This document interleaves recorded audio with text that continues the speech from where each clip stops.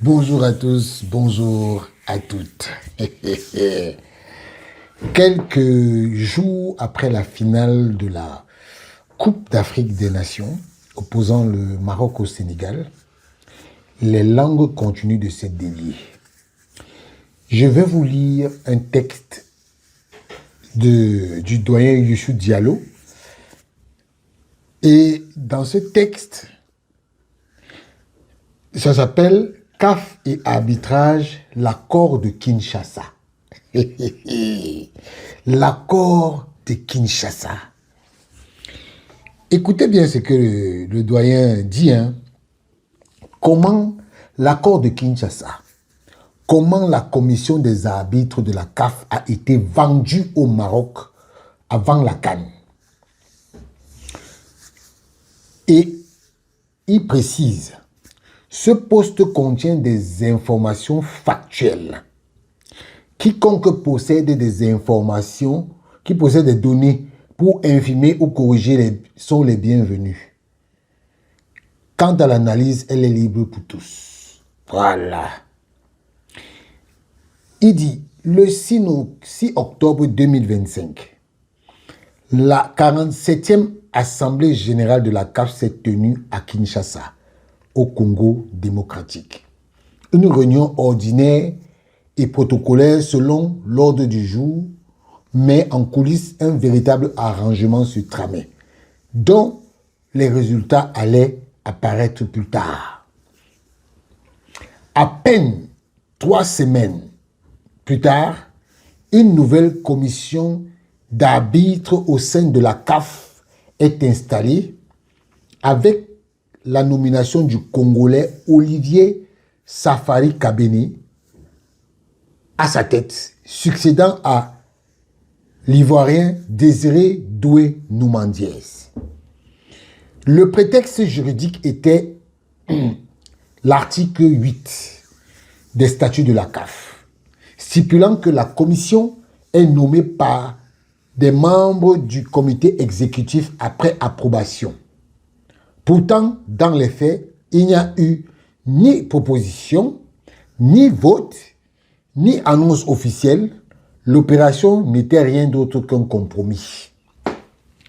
Revenons maintenant au président de la commission, dont on a retiré le tapis sous le pied, l'Ivoirien Désiré Doué Noumandiès. De l'extérieur, cela pourrait ressembler à une alternance normale, mais en réalité, tout autre. Doué Noumandiès a reçu un appel téléphonique direct de Fouzi Lekja le 27 juillet 2025, alors qu'il était en mission en Tanzanie.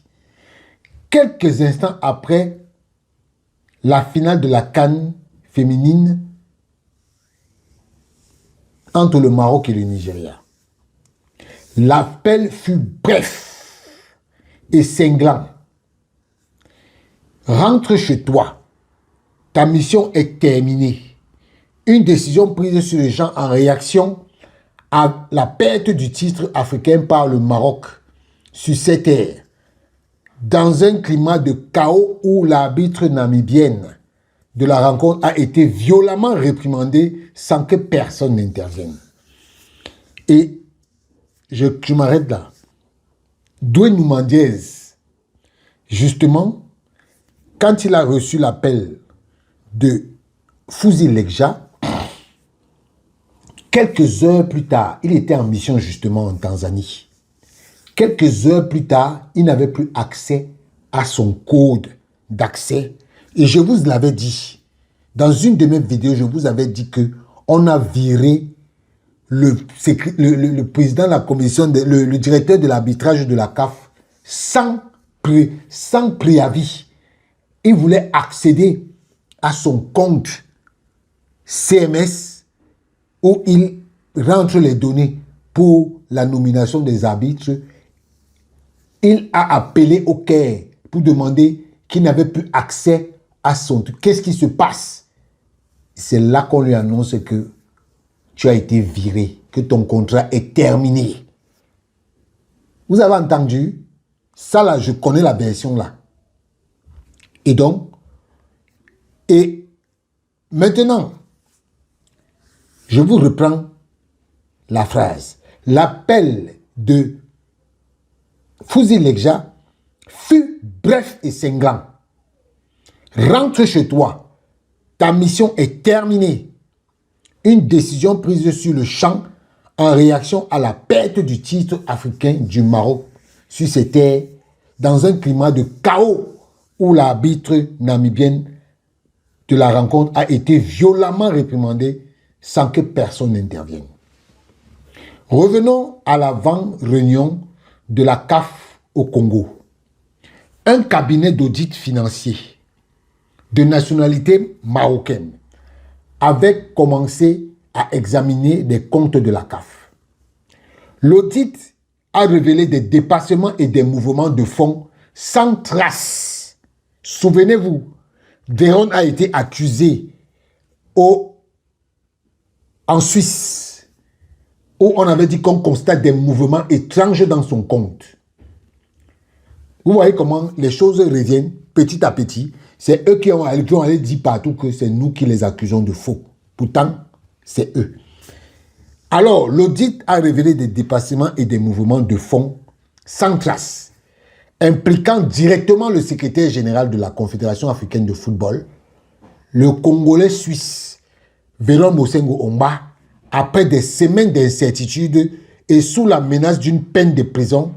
L'arrangement fut scellé à Kinshasa. Un pacte entre le secrétaire général et Fouzi Lekja.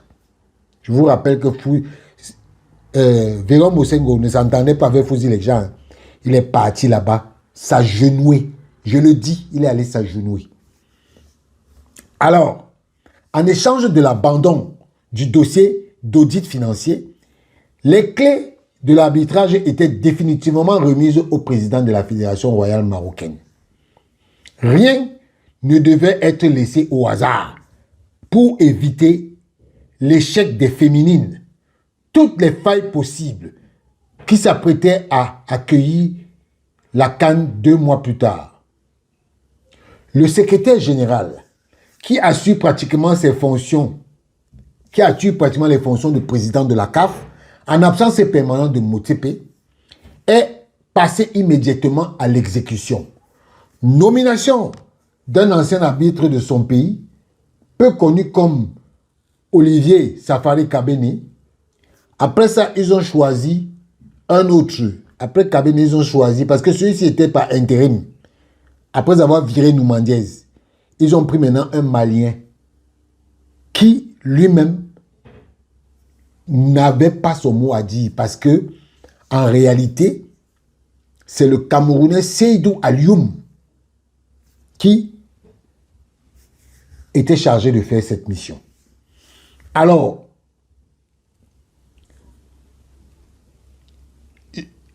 on dit, qui est Kabene?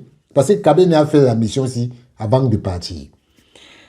Qui est en origine Kabene? Il était assistant dans l'équipe de Jean-Jacques Ndala. Jean-Jacques Ndala, c'est lui qui a officié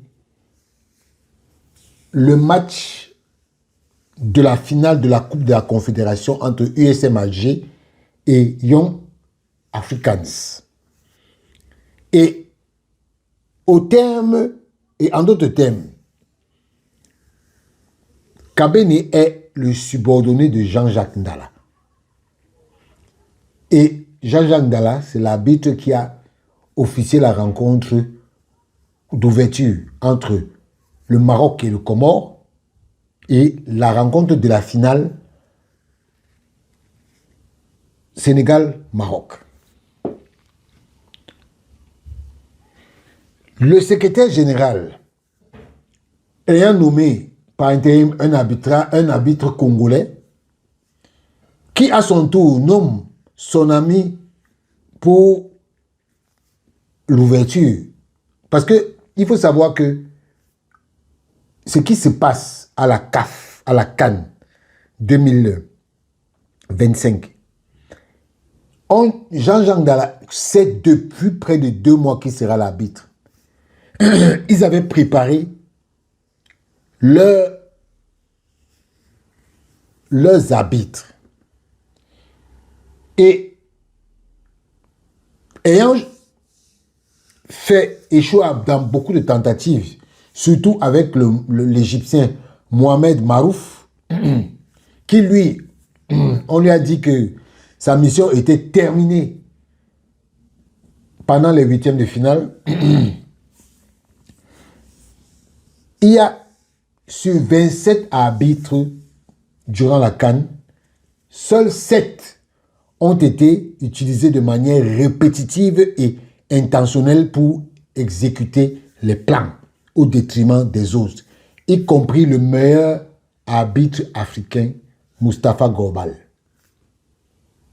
Tout cela pour garantir un seul dénouement, le sacre du Maroc. Je lis, hein, c'est ce qui est écrit ici.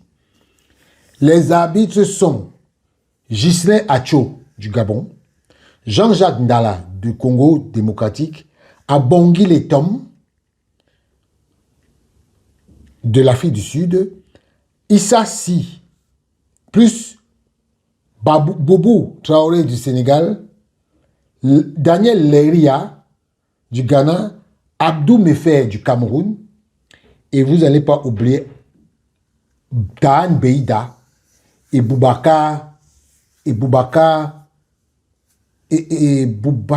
attendez, je vais vous dire son nom. J'ai son nom ici. Babacar Sarr, voilà. Babacar Sarr de Mauritanie. Daan Beida et Babacar Sarr de la Mauritanie. Voilà les 7 arbitres qui ont été... Voilà, ils sont 9. 9 arbitres commis pour exécuter ces tâches-là. Le problème est que ce lobby ne s'est pas contenté de contrôler l'arbitrage. Il est passé à la provocation. Vous contestez l'arbitre sénégalais Issa Si pour le penalty non sifflé contre la Tanzanie. On le nomme pour le match contre Algérie-Nigeria. Et ce qui fait il fait ce qu'on attend de lui. Voilà. L'Algérie lésée lors du match par la cabine VAR où siégeait le Gabonais Ghislain Acho.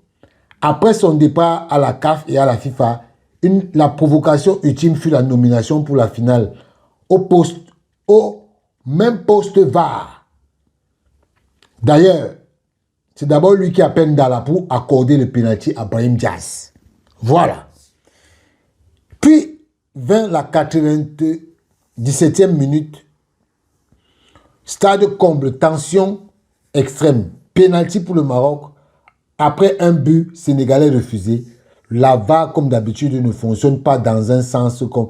Puis, le pénalty est raté de façon miraculeuse. Et pour dire quoi? Tout ce qui s'est passé, ces arrangements et la couverture de la corruption, tous ces arbitres impliqués dans cette conspiration ont été corrompus. Tout cela est tombé dans l'eau par une volonté divine incroyable lors d'une finale que personne n'avait prévue. Voilà. Donc, voilà ce que dit le texte. Donc, et vous savez, j'ai simplement pitié du président de la Fédération du Nigeria. Parce que ce monsieur subit actuellement des pressions incroyables. Parce que, en réalité, comme je vous avais dit, les insultes qui lui ont été proférées, il ne savait même pas la teneur de l'insulte. C'est un membre du comité exécutif qui lui dit exactement ce que veut dire l'insulte qu'il a reçue, avant qu'il ne prenne conscience. Et aujourd'hui, il veut nier. il veut nier. Mais, monsieur Gosso, vous ne pouvez plus nier cette information. Tous vos amis présidents des fédérations qui étaient là se moquent de vous. Donc, vous avez intérêt à dire la vérité. Voilà.